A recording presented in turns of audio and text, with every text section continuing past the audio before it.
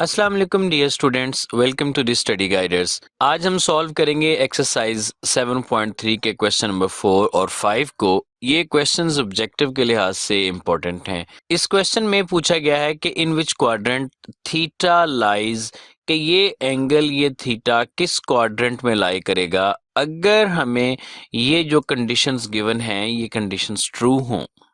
बारी बारी सब क्वेश्चंस को देखेंगे। तो इन कॉन्सेप्ट्स को एक्सप्लेन करते हुए मैंने ये वीडियोस बनाई हैं, इनका लिंक मैं डिस्क्रिप्शन में भी दे रहा हूँ और ये बारी बारी आपको ऊपर आई बटन में भी अब नज़र आएंगी। तो आपको चाहिए कि अगर आपने वो वीडियोस पहले नहीं देखी तो आप उन वीडियोस को देख लें ताकि आप इन कॉन्सेप्ट्स को अच्छी तरह से समझ सकें।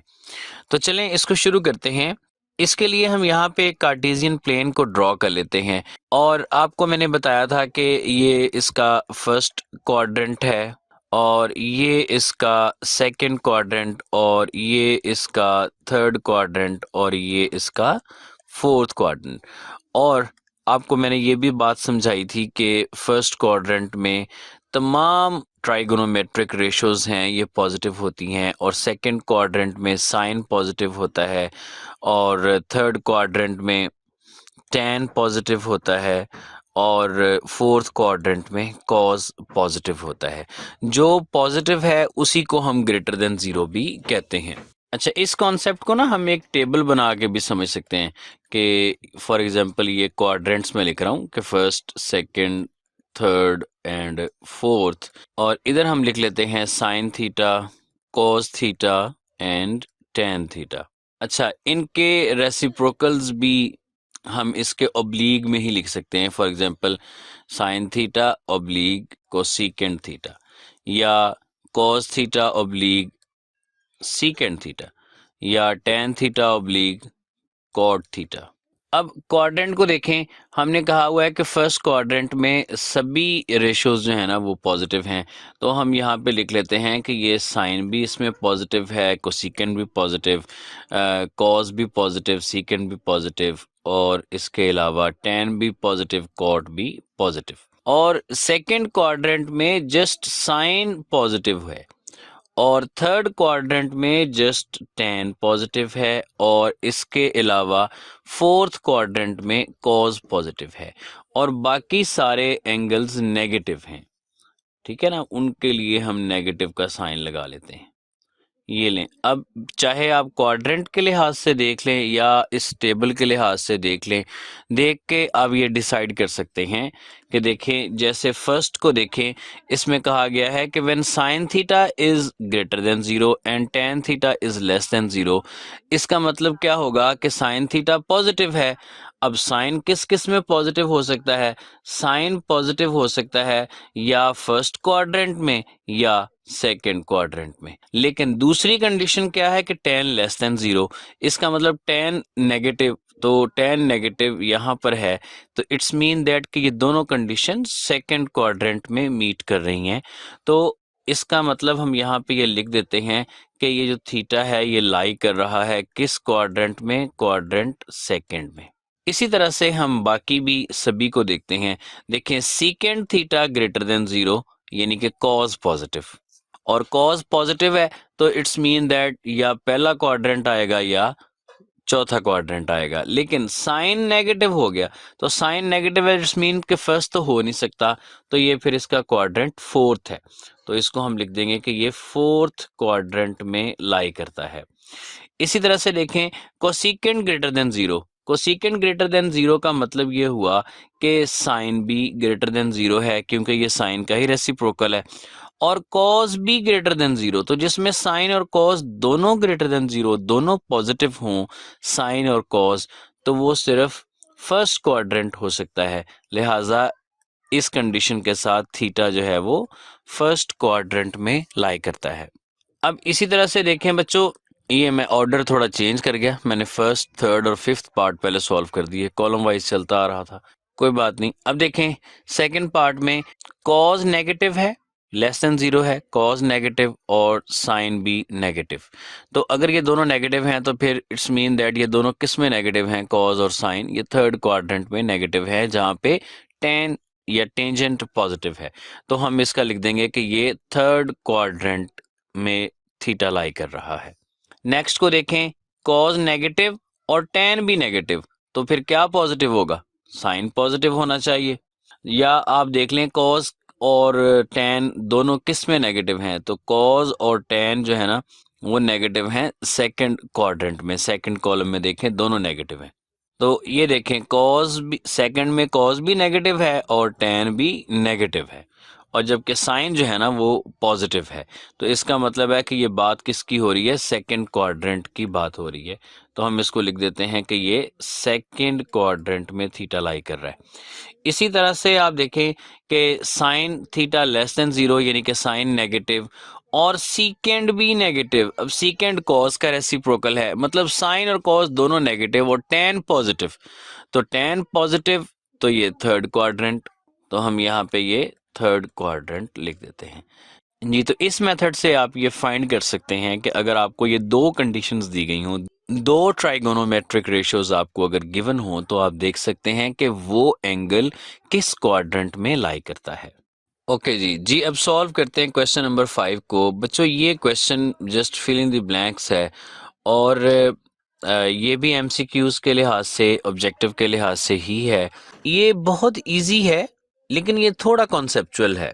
मैं आपको पहले इसका सॉल्यूशन बता देता हूँ कि किस तरह से इजीली आप इसको सॉल्व कर सकते हैं, और उसके बाद मैं आपको इसकी रीज़न भी समझाता हूँ। अच्छा, इसमें क्या किया गया है, इसमें नेगेटिव एंगल दिया गया है, ठीक है, डिफरेंट रेशियोज के साथ, और बाद में एक ब्लैंक के बाद उसी एंगल की रेशियो दोबारा लिख दी गई है। तो फिर हमने इसमें जस्ट साइन बताना है कि इसमें कौन सा साइन आएगा, पॉजिटिव आएगा या नेगेटिव आएगा। तो मैं आपको ये बता दूं कि जो तो कॉज का नेगेटिव एंगल होता है ना वो पॉजिटिव हो जाता है, ठीक है, क्योंकि हम कॉज को ना इवन फंक्शन कहते हैं। ये आप एडवांस क्लासेस में सीख लेंगे कि कॉज को हम इवन फंक्शन क्यों कहते हैं। लेकिन इसकी मैं आपको एक छोटी सी एक्सप्लेनेशन अभी बाद में इसी वीडियो में बताता हूँ। तो कॉज को भी आपने पॉजिटिव करना है, और जो कॉज का आपको रेसिप्रोकल यानी कि सीकेंड नज़र आएगा उसको भी आपने पॉजिटिव करना है। बाकी जो साइन है, जो साइन का रेसिप्रोकल है, टेन का रेसिप्रोकल है, वो सारे नेगेटिव हो जाएंगे, यानी ये भी नेगेटिव, ये भी नेगेटिव, नेगेटिव, नेगेटिव, बाकी सारे नेगेटिव जी। तो ये सॉल्व हो गया। अब आपको मैं इसकी रीज़न बताता हूँ।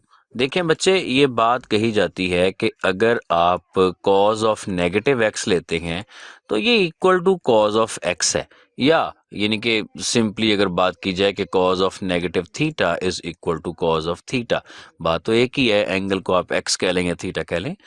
अब इसकी रीज़न क्या है, तो इसकी रीज़न को समझने के लिए जी, तो इसकी रीज़न को समझने के लिए कि cos of negative theta cause of theta के इक्वल क्यों है, मैं आपको एक छोटी सी एक्सप्लेनेशन देता हूँ।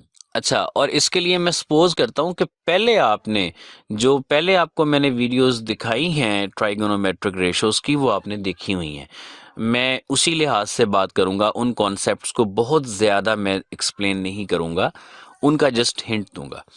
अच्छा, अब ये देखें, जिस वक्त हमने ट्राइगोनोमेट्रिक रेशियोज देखी थी कि ये क्या होती हैं, इस वीडियो के अंदर ये जो आपको स्क्रीन पे नज़र आ रही है, तो तब आपको मैंने बताया था कि हम ऐसा सपोज कर लेते हैं कि हम एक राइट एंगल ट्रायंगल लेते हैं किसी भी एक एंगल के साथ।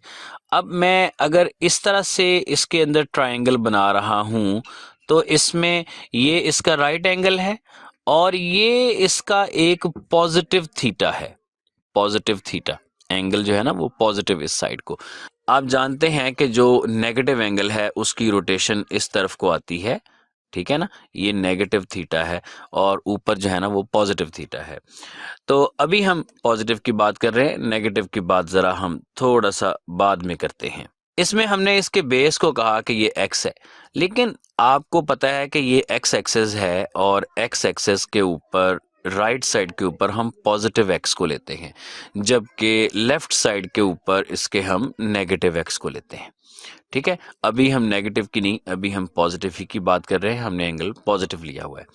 और इसकी जो परपेंडिकुलर है ये y है और इस साइड को y भी पॉजिटिव होता है, ठीक है जी, क्योंकि ये पॉजिटिव y एक्सेस ऊपर की तरफ और नेगेटिव y एक्सेस नीचे की तरफ होता है, ऊपर पॉजिटिव y, तो फिर यहाँ पे इसका परपेंडिकुलर भी पॉजिटिव y हो गया।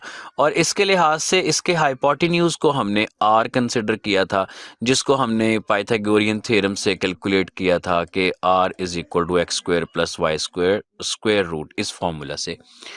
अच्छा, अब अगर हम इसके लिहाज से cos थीटा लिखते हैं, cos ऑफ थीटा, ठीक है, क्योंकि ये पॉजिटिव थीटा है, तो ये इक्वल होगा बेस ओवर हाइपोटेन्यूज, यानी कि ये प्लस एक्स ओवर आर। अब हम ये सपोज कर लेते हैं कि चलें अब हम नेगेटिव की बात करते हैं।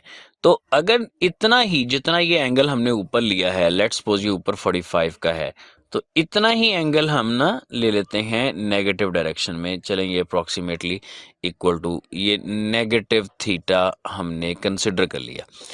अच्छा, इस नेगेटिव थीटा में अगर आप देखें तो अब ये इसका y है नेगेटिव डायरेक्शन में, ठीक है ना। इसमें राइट एंगल जो है वो यहाँ पे बनता है। अच्छा, इसकी बेस पॉजिटिव x है, लेकिन इसका जो परपेंडिकुलर है वो नेगेटिव y है, क्योंकि डाउनवर्ड जो वर्टिकल एक्सेस है वो नेगेटिव होता है और हाइपोटेन्यूज इसका जो होगा ना वो पॉजिटिव ही होगा। उसकी वजह यह है कि हाइपोटेन्यूज को हम कैलकुलेट करते हैं x का भी स्क्वायर और y का भी स्क्वायर, तो अगर हम नेगेटिव y का भी स्क्वायर ले लेंगे ना तब भी ये x square plus y square का स्क्वायर रूट ही आएगा। इट्स मीन कि ये स्क्वायर रूट पॉजिटिव ही आएगा, ये नेगेटिव नहीं आएगा। आर भी पॉजिटिव है और वाई नेगेटिव है, एक्स भी पॉजिटिव है। अब अगर हम इसके लिहाज से कॉज को फाइंड करें, यानी कि अगर हम cause of negative theta find करें, तो अगेन वो बेस ओवर परपेंडिकुलर, यानी कि पॉजिटिव एक्स ओवर आर। तो पहले भी वो पॉजिटिव एक्स ओवर आर था, ये इक्वेशन नंबर 1 में देखें, और ये अब इक्वेशन नंबर 2 में देखें, अब भी ये पॉजिटिव एक्स ओवर आर है। तो इट्स मीन दैट जी, तो अब आप इक्वेशन नंबर 1 और 2 की हेल्प से ये आप लिख सकते हैं कि जी जो कॉज ऑफ नेगेटिव थीटा है इसका आंसर भी वही आता है जो कॉज ऑफ पॉजिटिव थीटा का। इसीलिए हमने इस क्वेश्चन में मैंने आपको ये बताया कि आप कॉज और उसके रेसिप्रोकल को पॉजिटिव कर दें, ठीक है, बाकियों को आप नेगेटिव रखें। तो जिस तरह से ये हमने कॉज को कैलकुलेट किया, इसी तरह से हम ये कैलकुलेट कर सकते हैं कि बाकी जो साइन है वो क्यों नेगेटिव रहता है।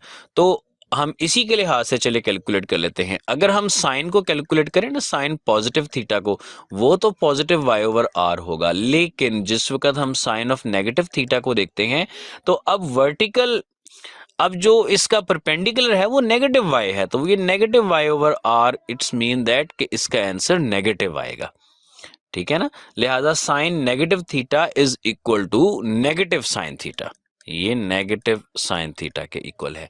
और इसी तरह से आप टैन को भी देख सकते हैं कि जो टैन थीटा है वो परपेंडिकुलर ओवर बेस होता है। इट्स मीन दैट कि अगर हम पॉजिटिव की बात करें तो वो plus y over plus x है, लेकिन अगर आप टैन ऑफ नेगेटिव थीटा की बात करें तो ये negative y over positive x है, जिसका आंसर नेगेटिव आएगा।